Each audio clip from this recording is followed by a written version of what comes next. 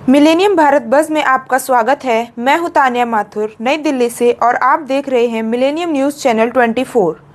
आज मैं आपको दुनिया भर की ताज़ा और अहम खबरों से रूबरू करवाने जा रही हूं। तो चलिए शुरुआत करते हैं आज की मुख्य सुर्खियों से।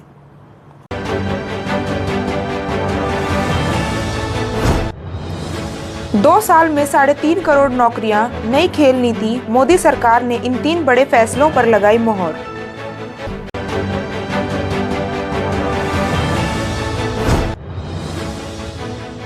इंतजार खत्म, दिल्ली मुंबई एक्सप्रेस वे से जुड़ा जयपुर, ट्रैफिक शुरू करने का निकला मुहूर्त।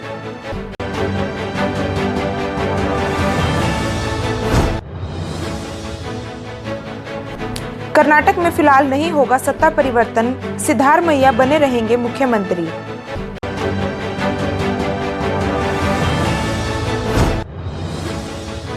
क्वाड के विदेश मंत्रियों की बैठक में कौन कौन से मुद्दे, अमेरिकी विदेश विभाग ने टीवी 9 को बताया। कोलकाता गैंग रेप घटना के 6 दिन बाद जागा शिक्षा विभाग, कॉलेज ने मुख्य आरोपी को नौकरी से निकाला, 2 छात्राओं को किया बाहर।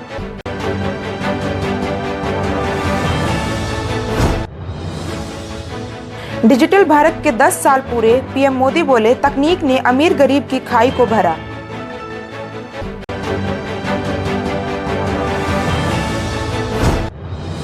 हिमाचल प्रदेश में बादल फटने से भारी तबाही, 4 की मौत, 16 लापता, 99 लोगों को बचाया गया।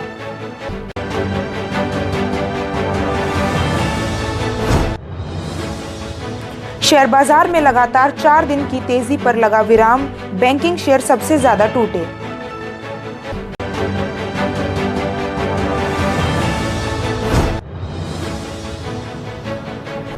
शुभमन गिल ने कर दिया कंफर्म, बुमराह खेलेंगे इंग्लैंड के खिलाफ दूसरा टेस्ट।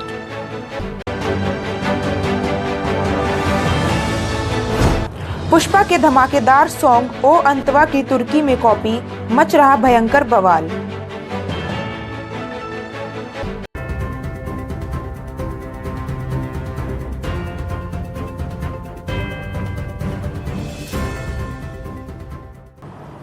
चलिए विस्तार से जानते हैं। केंद्र की मोदी सरकार ने कैबिनेट मीटिंग में कई बड़े फैसले लिए।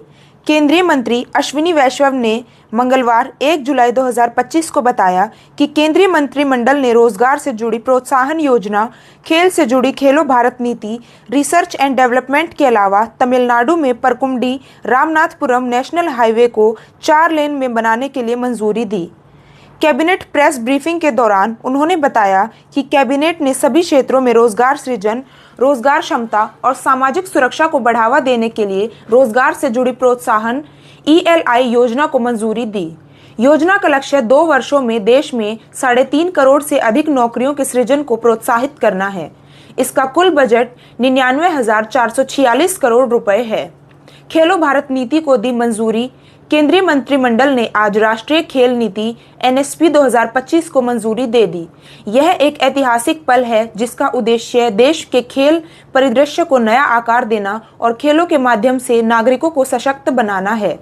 नई नीति मौजूदा राष्ट्रीय खेल नीति 2001 की जगह लेती है, साथ ही भारत को एक वैश्विक खेल महाशक्ति के रूप में स्थापित करने और 2036 ओलंपिक खेलों सहित अंतर्राष्ट्रीय खेल आयोजनों में उत्कृष्टता के लिए एक मजबूत दावेदार के रूप में स्थापित करने के लिए एक दूरदर्शी और रणनीतिक रोड मैप पेश करती है।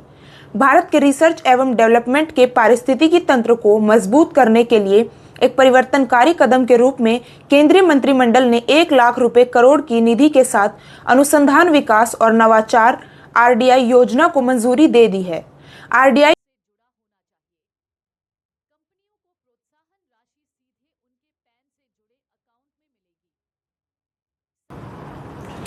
दिल्ली मुंबई एक्सप्रेसवे को जयपुर से जोड़ने के लिए बनाया जा रहा बांदीकुई जयपुर लिंक एक्सप्रेसवे आखिरकार बुधवार से शुरू होने जा रहा है। कुछ दिन एक्सप्रेसवे को ट्रायल के लिए खोला गया है।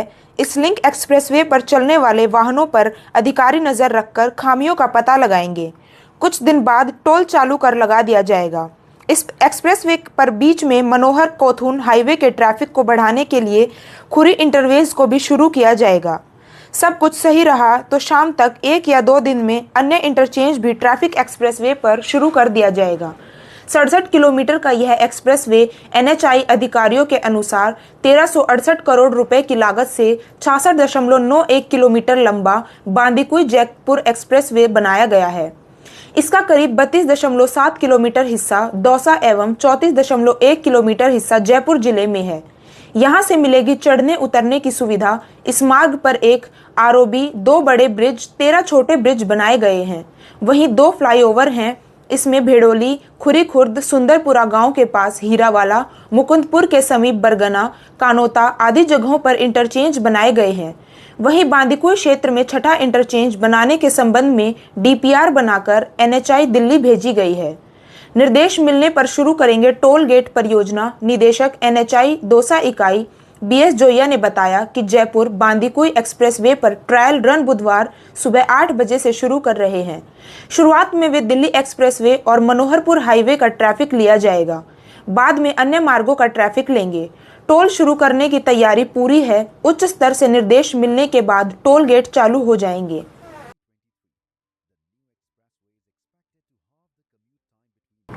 कर्नाटक में मुख्यमंत्री पद को लेकर खींचतान चल रही है। राजनीतिक गलतियों में इस बात की चर्चा तेजी से चल रही है कि कांग्रेस हाईकमान जल्द ही कोई बड़ा कदम उठा सकती है। लेकिन सूत्रों के मुताबिक कर्नाटक में सरकार के नेतृत्व में फिलहाल कोई बदलाव नहीं होने वाला है। मुख्यमंत्री पद पर सिद्धारमैया ही बने रहेंगे। पिछले कुछ दिनों से इस बात की चर्चा चल रही थी कि DK शिव कुमार सिद्धारमैया को रिप्लेस कर सकते हैं, लेकिन पार्टी इस तरफ सोच भी नहीं रही है। कर्नाटक कांग्रेस में उठापटक के बीच कांग्रेस कमेटी के महासचिव और कर्नाटक मामले के प्रभारी रणदीप सिंह सुरजेवाला डेरा डाले हुए हैं। दौरे के दूसरे दिन मंगलवार को उन्होंने सत्तारूढ़ दल के विधायकों के साथ बैठक की। माना जा रहा है कि सुरजेवाला 3 दिनों तक विधायकों के साथ एक कर बैठक करेंगे। मुलाकात के पहले चरण में सुरजेवाला बेंगलुरु शहर, बेंगलुरु ग्रामीण, बेंगलुरु दक्षिण, चामराजनगर, मैसूर जिले में अलावा दक्षिण कन्नड़ और कोलार के करीब 20 विधायकों संग बैठक करेंगे। सुरजेवाला सोमवार से ही कर्नाटक में डाले हैं डेरा। एक दिन पहले यानी सोमवार को सुरजेवाला ने चिकबल्लापुर और कोलार जिलों में विधायकों के साथ 1-to-1 किया। माना जा रहा है कि सुरजेवाला की मुलाकात कगवाड़ से विधायक राजू कागे से भी होगी। राजू कागे वो विधायक हैं जिन्होंने सरकार के कामकाज और मंत्रियों के संपर्क न होने को लेकर खुलकर अपनी नाराजगी जाहिर की थी। यहां तक उन्होंने विकास कार्यों और कोष जारी करने में देरी का हवाला देते हुए इस्तीफा देने का संकेत भी दिया था। कागे ने आरोप लगाया था कि कर्नाटक में प्रशासन पूरी तरह से चरमरा गया है। विधायकों के साथ बैठकों पर क्या बोले सुरजेवाला? विधायकों से अलग अलग बैठकों को ASICC और कर्नाटक प्रदेश कांग्रेस कमेटी दोनों द्वारा गया संगठनात्मक अभ्यास करार देते हुए सुरजेवाला ने कहा था कि नेतृत्व परिवर्तन के बारे में मीडिया में चल रही कोई भी खबर केवल एक कोरी कल्पना है। उन्होंने कहा कि विधायकों के साथ जो बैठकें चल रही हैं वो विधानसभा क्षेत्रों में कांग्रेस की 5 गारंटी योजनाओं की स्थिति को समझने के लिए हो रही हैं।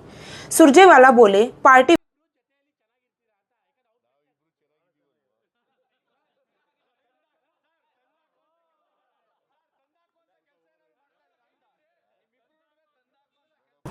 भारत के विदेश मंत्री S जयशंकर क्वाड समिट के लिए अमेरिका में हैं।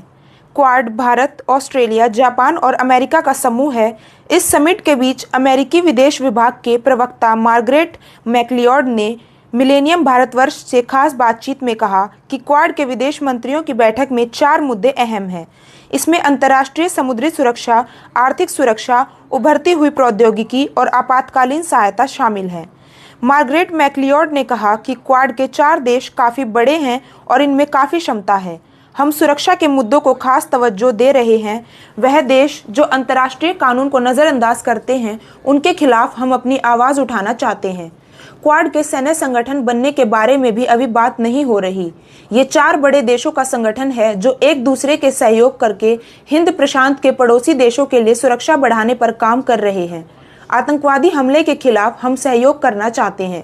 उन्होंने कहा कि हिंद प्रशांत में ऐसी स्थिति चाहिए जिसमें लोकतांत्रिक मूल्यों को महत्वपूर्ण समझा जाए और सभी देश नियम के अनुसार काम करें। पहलगाम हमले के बाद अमेरिका की सरकार ने भारत सरकार को कहा कि आतंकवादी हमले के खिलाफ सहयोग करना चाहते हैं और जो लोग पहलगाम हमले के जिम्मेदार हैं उनको न्याय का सामना करना चाहिए। उन्होंने कहा कि आशा है कि भारत और अमेरिका के बीच ट्रेड डील जल्द होगी। ईरान के न्यूक्लियर सेंटर पर हमले से नुकसान न होने की रिपोर्ट में अनिश्चितता थी और उनमें कॉन्फिडेंस नहीं था। ईरान के परमाणु कार्यक्रम की तबाही हुई। हम ईरान से बात करने को तैयार हैं। सेक्रेटरी रूबियो ने कहा है कि परमाणु ऊर्जा के प्रोग्राम के लिए अलग मॉडल है जिसके लिए यूरेनियम एनरिचमेंट की कोई ज़रूरत नहीं है। असैन्य प्रोग्राम के लिए पर्वत के पीछे न्यूक्लियर सेंटर नहीं बनाए जाते हैं। एकदम जाहिर है कि वह हथियार के लिए a number of companies, I think over 30 or 40 companies was the last count, representing all four of our countries, companies that are doing businesses in these countries or who Kolkata में लॉ स्टूडेंट से gangrape की घटना के 6 दिन बाद college प्रबंधन ने घटना के मुख्य आरोपी मोनोजीत मिश्रा के खिलाफ कार्रवाई की है। जिस व्यक्ति पर गैंगरेप का मुख्य आरोप लगाया गया है वह कॉलेज का अस्थायी कर्मचारी था। इतना ही नहीं, आरोपी कॉलेज का पूर्व छात्र है और सत्तारूढ़ पार्टी का छात्र नेता है। कॉलेज में उसका रसूख खूब है। अब आरोपी को कॉलेज से निकाल दिया गया है। शिक्षा विभाग यानी विकास भवन ने कॉलेज प्रशासन को निर्देश दिए थे। उस निर्देश के बाद आरोपी टीएमसी नेता को कॉलेज से निकाल दिया गया है। इसके अलावा गैंग रेप के आरोप में गिरफ्तार किए गए 2 अन्य लोगों जैब अहमद और प्रमित मुखर्जी को निष्कासित कर दिया गया है। ये दोनों लॉ कॉलेज के छात्र हैं। इसका मतलब ये हुआ कि ये दोनों आरोपी अब इस कॉलेज में पढ़ाई नहीं कर सकेंगे। दोनों की गिरफ्तारी पहले ही हो चुकी है। कॉलेज परिसर में बाहरी लोगों के प्रवेश पर रोक की तैयारी। इसके अलावा कॉलेज प्रशासन बाहरी लोगों के कॉलेज परिसर में प्रवेश पर भी लगाम लगाने को रहा है। पिछले कुछ दिनों में कॉलेज के माहौल को लेकर कई शिकायतें सामने आई हैं। पता चला है कि आरोपी का कॉलेज में काफी रुतबा है। इतना ही नहीं, उस व्यक्ति पर कॉलेज में एडमिशन के दौरान पैसे लेने का भी आरोप है। परिसर में लगे सीसीटीवी कैमरे का एक्सेस भी उसके मोबाइल में पाया गया है। तृणमूल कांग्रेस के विधायक अशोक कुमार देव की अध्यक्षता में कॉलेज के शासी निकाय की बैठक के बाद अधिकारियों ने मिश्रा की सेवाएं समाप्त करने और 2 छात्रों को निष्कासित करने की घोषणा की। देव ने मीडिया से कहा, मिश्रा की सेवाएं समाप्त करने का निर्णय लिया गया है, जबकि 2 अन्य छात्रों को तत्काल प्रभाव से निष्कासित कर दिया जाएगा। कॉलेज आरोपी के साथ कोई संबंध नहीं रखेगा। कॉलेज परिसर की सुरक्षा के लिए नियुक्त सुरक्षा एजेंसी को भी कारण बताओ नोटिस भेजा जाएगा। खत्म होगी मुख्य आरोपी की बार काउंसिलिंग की सदस्यता। कॉलेज के अधिकारियों ने मिश्रा की बार काउंसिल की सदस्यता रद्द करने का आवेदन करने का फैसला भी किया है, जो अलीपुर पुलिस और सत्र न्यायालय के आपराधिक मामलों के वकील हैं। जैसा कि उनके सोशल मीडिया प्रोफाइल में बताया गया है, देव ने कहा, हम कॉलेज में जल्द से जल्द एक स्वस्थ शैक्षणिक माहौल वापस लाने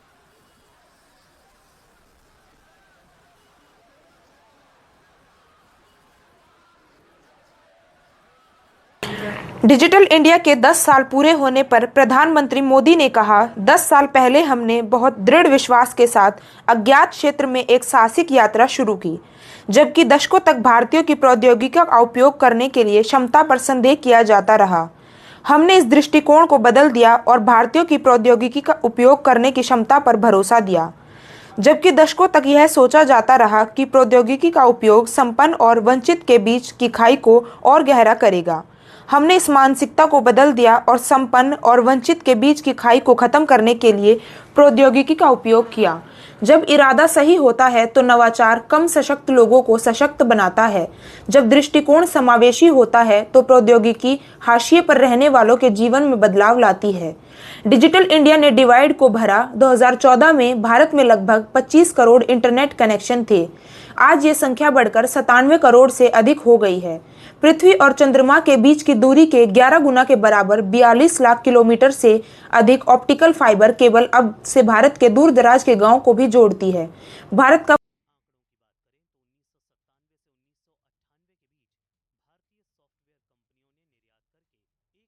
हिमाचल प्रदेश में मानसून की बारिश एक बार फिर कहर बनकर टूटी है। राज्य के विभिन्न हिस्सों, विशेष रूप से मंडी जिले में बादल फटने और मूसलाधार बारिश के कारण जनजीवन अस्त व्यस्त हो गया है। बीती रात से हो रही लगातार वर्षा ने कई क्षेत्रों को बुरी तरह प्रभावित किया है, जिसमें अब से 4 लोगों की मौत हो चुकी है, जबकि 16 लोग लापता बताए जा रहे हैं। 99 लोगों को सुरक्षित रेस्क्यू किया गया है। मंडी जिला बना तबाही का केंद्र। सबसे अधिक प्रभावित मंडी जिले के गौहर, करसोग और धर्मपुर क्षेत्रों में बादल फटने की कई घटनाएं दर्ज की गई हैं। गोहर उपमंडल के सयांज में एक घर फ्लैश फ्लड की चपेट में आ गया, जहां से मां बेटी को तो बचा लिया गया, लेकिन परिवार के अन्य 7 लोग सैलाब में बह गए। लापता हुए लोगों की पहचान इस प्रकार हुई है: पदम सिंह 75 वर्ष, देवकू देवी 70 वर्ष, झाबे राम 50 वर्ष, पार्वती देवी 47 वर्ष, सुरमी देवी 70 वर्ष, इंद्रदेव 29, उमा देवी 27 वर्ष, कनिका 9 वर्ष, गौतम 7 वर्ष, सभी गांव बागा व पंगल्यूर से। करसौग में एक व्यक्ति की मौत की पुष्टि हुई है, जबकि 4 लोग लापता हैं। सराज क्षेत्र में बाड़ा में 2 और तलवाड़ा में 3 लोगों के लापता होने की खबर है। बाड़ा में 4 और तलवाड़ा में एक बच्ची को रेस्क्यू कर लिया गया है। गौशालाएं और घर तबाह, मवेशियों की भी मौत। बादल फटने से 10 घर और 12 गौशालाएं पूरी तरह क्षतिग्रस्त हो गई हैं। धर्मपुर के त्रियम्बाला में 2 मकान और 5 गौशालाएं ढह गई, जिससे 26 मवेशियों की मौत हो गई। भद्राणा में 4 घर और 3 गौशालाएं तबाह हो गई। मंडी शहर में अलग अलग स्थानों से 11 लोगों को सुरक्षित बचाया गया है। प्रशासन और एनडीआरएफ व एसडीआरएफ की टीमें लगातार राहत एवं बचाव कार्यों में जुटी हुई हैं। पावर प्रोजेक्ट और पुल भी बहे। ब्यास नदी में बाढ़। लगातार हो रही बारिश ने बाकली खड्ड पर स्थित 16 मेगावाट का पटिकारी पावर प्रोजेक्ट को भी भारी नुकसान पहुंचाया है। इस प्रोजेक्ट के पास बना एक पुल बह गया और कुछ गाड़ियां भी तेज बहाव में बह गई। पंडोह डैम से 1.57 लाख क्यूसेक पानी छोड़े जाने से ब्यास नदी में बाढ़ जैसे हालात बन गए हैं। डैम में पीछे से 1.65 लाख क्यूसेक पानी आने के कारण डैम के 5 गेट खोलने पड़े, जिससे पंडोह बाजार जलमग्न हो गया। लोग अपने घर छोड़ने को मजबूर हुए हैं। एसडीआरएफ की टीमों ने मोर्चा संभाल रखा है। धर्मपुर और सुजानपुर में भी भारी तबाही। धर्मपुर के भरैंड नाले के उफान पर आने से बस अड्डा सहित कई घर और दुकानें जलमग्न हो गई हैं। किनारे बसे लोगों को सुरक्षित स्थानों पर पहुंचाया गया है। सुजानपुर के खैरी क्षेत्र में ब्यास नदी का जल स्तर बढ़ने से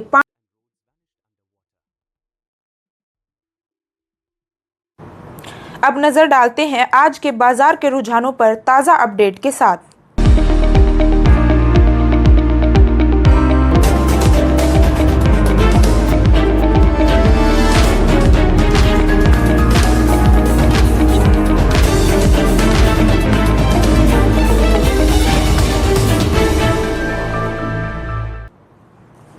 stock market opening bell. Share बाजार में आज लगातार 4 दिनों की तेजी का सिलसिला टूट गया। बाजार में आज निवेशकों की ओर से प्रॉफिट बुकिंग देखने को मिली। हालांकि स्टॉक स्पेसिफिक एक्शन जारी रहा। सोमवार को बीएसई बेंचमार्क इंडेक्स सेंसेक्स 452 अंकों की गिरावट के बाद 83,606 के स्तर पर बंद हुआ, जबकि निफ्टी 50 इंडेक्स 121 अंक कमजोर होकर 25,517 के स्तर पर बंद हुआ। आज के कारोबार में मुख्य रूप से बैंकिंग शेयरों से मुनाफा वसूली हुई, जिसने बाजार को नीचे ढकेलने में महत्वपूर्ण भूमिका निभाई है। Today top gainers and loser stock Sensex में शामिल कंपनियों में axis bank, Kotak Mahindra bank, Maruti, UltraTech cement, Bajaj finance, ICICI bank, Reliance industries, Tata steel, भारतीय एयरटेल और एचडीएफसी बैंक प्रमुख रूप से गिरावट देखने को मिली। दूसरी तरफ ट्रेंट, भारतीय state bank, Bharat electronics, Titan और बजाज फिनसर्व शेयरों ने बढ़त हासिल की है। 4 दिन की रैली के बाद प्रॉफिट बुकिंग। बता दें कि पिछले सप्ताह ईरान इजराइल युद्ध विराम के बाद 4 कारोबारी सूत्रों के सेंसेक्स 2162.11 अंक यानी 2.64% और एनएसई निफ्टी 662 यानी 2.66% चढ़ा बढ़ोतरी हासिल की। जियोजीत इन्वेस्टमेंट लिमिटेड ने रिसर्च हेड विनोद नायर ने कहा, पश्चिम एशिया में जोखिम कम होने और अमेरिका में ट्रेड डील की उम्मीदों के कारण ग्लोबल मार्केट का सेंटीमेंट पॉजिटिव रहा है। हालांकि हाल की तेजी के बाद प्रमुख इंडेक्सों में प्रॉफिट बुकिंग देखी गई है। उन्होंने आगे कहा, निवेशकों की नज़र अब कंपनियों के तिमाही नतीजों पर है। ग्लोबल मार्केट का हाल। अगर अन्य एशियाई बाजारों की बात करें तो साउथ कोरिया का कॉस्पी, जापान का निक्की 225 और चीन का शंघाई कंपोजिट बढ़त में रहे, जबकि हांगकांग के हैंगसेम इंडेक्स में गिरावट दर्ज की गई है। यूरोपीय बाजार गिरावट के साथ बंद हुए। शुक्रवार को अमेरिकी बाजार भी तेजी के साथ बंद हुआ था।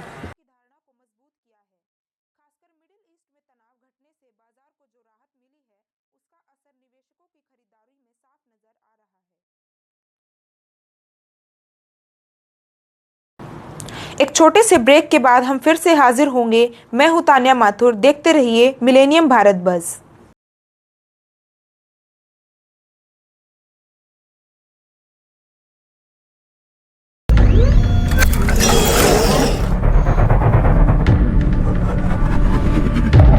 Welcome to Millennium News 24, your trusted source for accurate, unbiased news.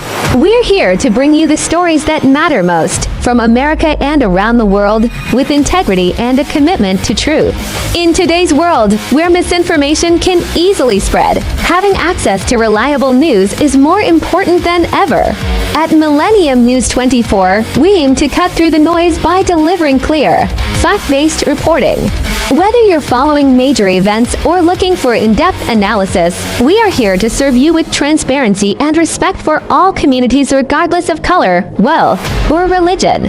This beautiful America was built by the resilience of its people, immigrants, entrepreneurs, doctors, and everyday individuals working together to create something great. It's this spirit that inspires us to provide you with news that's inclusive, honest, and relevant. We believe that informed citizens are the foundation of a strong society, and we strive to give you the knowledge you need to make a difference. From breaking news to insightful features, we bring you comprehensive coverage on politics, economics, health, culture, and much more. We believe that everyone deserves access to the truth, and we are proud to be a part of a global network that connects people through information. Stay informed by following us on your devices, including iOS, Android, Roku, Amazon, Apple TV, and Smart TVS. And for global access, we're also available on Horizon Satellite. Visit us at www.millenniumtv24.com or www.millenniumnews24.com to stay updated at Millennium News 24. Our mission is to promote unity, understanding, and progress in a rapidly changing world.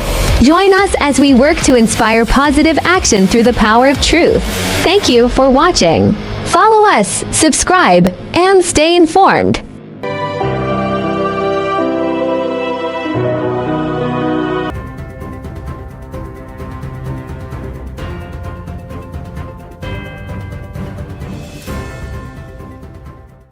Break के बाद एक बार फिर से आपका स्वागत है। मैं हूं तान्या माथुर और आप देख रहे हैं millennium Bharat buzz.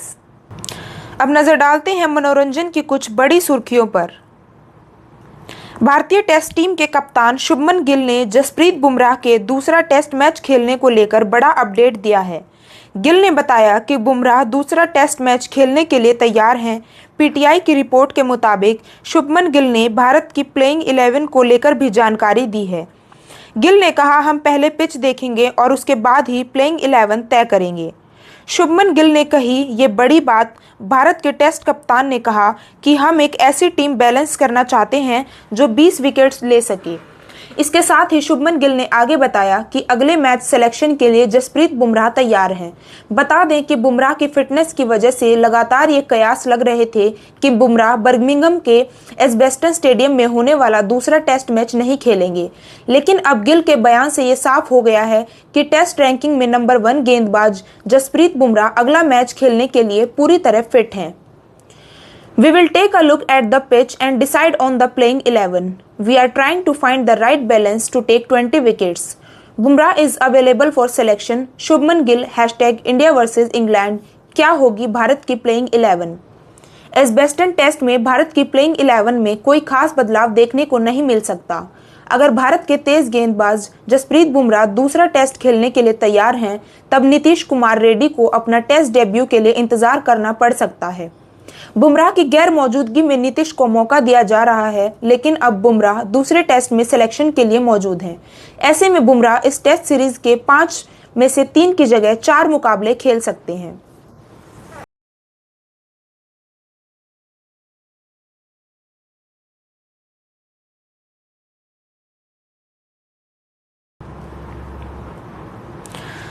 South industry की blockbuster film Pushpa the rise की सुपरहिट ऊ अंतावा एक बार फिर से सुर्खियों में आ गया है।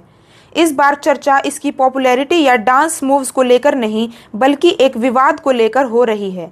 मशहूर म्यूजिक डायरेक्टर देवी श्री प्रसाद, जिन्हें डीएसपी के नाम से जाना जाता है, उन्होंने तुर्की की सिंगर अतिये पर आरोप लगाया है कि उन्होंने अपने गाने अनलियाना में ऊ अंतावा की धुनों की नकल की है। डायरेक्टर ने क्या कहा? डीएसपी का दावा है कि तुर्की सिंगर के गाने में ऊ अंतावा से काफ़ी मेल खाते बीट्स, टेम्पो और म्यूजिक एलिमेंट्स का इस्तेमाल किया गया है, जिसे नज़रअंदाज नहीं किया जा सकता। एक इंटरव्यू के दौरान अपनी नाराज़गी जताते हुए डीएसपी ने कहा, दुनिया भर से हमारे गानों को सराहा गया है, लेकिन जब इसकी कॉपी सामने आती है तो दुख होता है। अतिये के नए गानों में साफ तौर पर ऊ अंतावा से समानताएं दिख रही हैं। ये प्रेरणा नहीं बल्कि सीधी नकल है। डीएसपी ने यह भी बताया कि वह इस मामले में कानूनी कदम उठाने पर विचार कर रहे हैं। उन्होंने कहा, मैं इस मुद्दे को लेकर गंभीर हूं और हम इसे लीगल तरीके से देखेंगे। हालांकि मुझे गर्व है कि हमारे देश का संगीत ग्लोबल लेवल पर पहचाना जा रहा है, लेकिन इसका मतलब यह नहीं है कि उसकी नकल कर ली जाए। कब शुरू हुआ विवाद? इस विवाद की शुरुआत सोशल मीडिया से हुई, जब एक यूज़र ने अनलियाना एक छोटा सा वीडियो शेयर करते हुए 2024 में रिलीज हुए इस तुर्की गाने की धुन और बीट्स ऊ अंतावा से काफ़ी हद तक मिलती है। यह केवल सैम्पलिंग नहीं बल्कि सीधे तौर पर कॉपी है। इसके बाद सोशल मीडिया पर प्रतिक्रियाओं की बाढ़ आ गई। एक यूज़र ने लिखा, अरे ये तो साफ साफ डीएसपी का म्यूजिक है, चोरी कर लिया। वहीं किसी ने कहा, ऊ अंतावा मामा पुष्पा द राइज की यादें ताज़ा हो गई।